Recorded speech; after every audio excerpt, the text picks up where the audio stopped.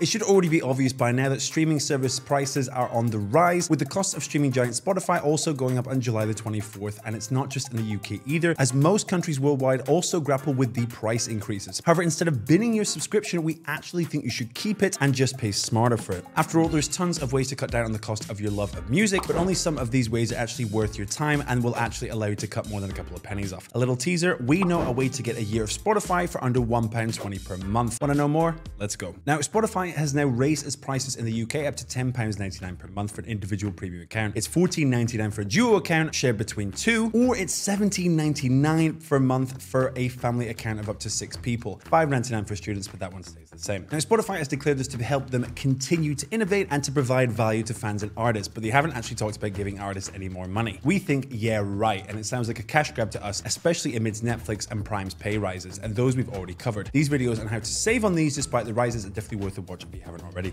Link in the top right. While many will recommend going to Spotify free for an alternative, only being able to shuffle tracks on mobile and constant ads and whatnot might leave many of us looking elsewhere. But additionally, for those who actually turn to rival streaming platforms, these are also pretty much the same price, or even more expensive. Apple Music's subscription price is currently $16.99 for a family plan, £1 off, whereas Amazon Music Unlimited is only £9 for individual subscribers. However, some of these do actually come with more features, such as Tidal and Apple Music. They both have lossless and high-def audio, and in fact, we actually did a video on some of these pros and cons. Make sure you take a look at that as well if you're interested. Now, one of these tricks that actually holds some water rather than the 1 month of Spotify that you can pick up as standard is that you can actually pick up 3 months of premium when you sign up for the first time through PayPal. That's at least the case until September 15th, so needless to say, you should definitely make use of this whilst you can. Now, needless to say, for those who are also able to do so, it undoubtedly pays to get the whole squad together and share one Spotify account between yourselves. Certainly, a family account shared between 6 people coming out at only £3 per month, or that's 36 quid a year,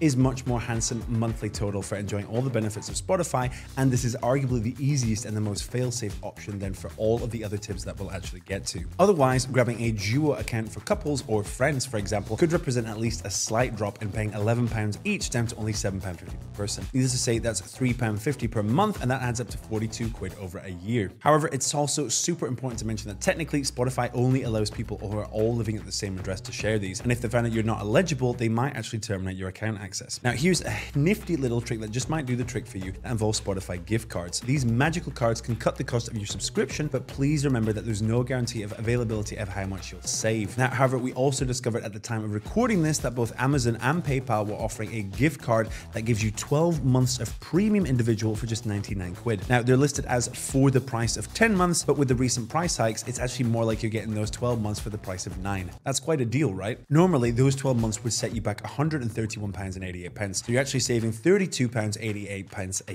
year. Needless to say, it's cheaper than the cost of Spotify even before this, but just be aware that it's only for individual accounts and spend it immediately when you pick up the gift card so you know what you're getting into and to erase any concerns about its validity. Now, there is a way to get Spotify for simply unbeatable prices, namely Spotify Premium Individual for just over £1 per month. And what's even better is that it doesn't require a VPN, so Spotify automatically blocks VPN usage during sign up. Now, we admit it's a little finicky to get started, but it can potentially really save you big. Now, to do this, we'll need to at least sign up for a Spotify account as if we live in Turkey, where a premium subscription is only 39.99 lira. That's only £1.16 at the time of recording this. Now, can you imagine that? Now, the first step may in fact be optional, depending on how your Spotify registration goes, but we find that it might be useful just so your registration seems as Turkish as possible. Now, to start, you want to set up a new Gmail account from scratch, as we're doing here with a simple test account, and you're just setting this up as if it was a normal Gmail account, so no stress. And once this is done, you're going to want to make your way to the section of your new Google account that's called Payments and Subscriptions before clicking on Manage Payment Methods like so.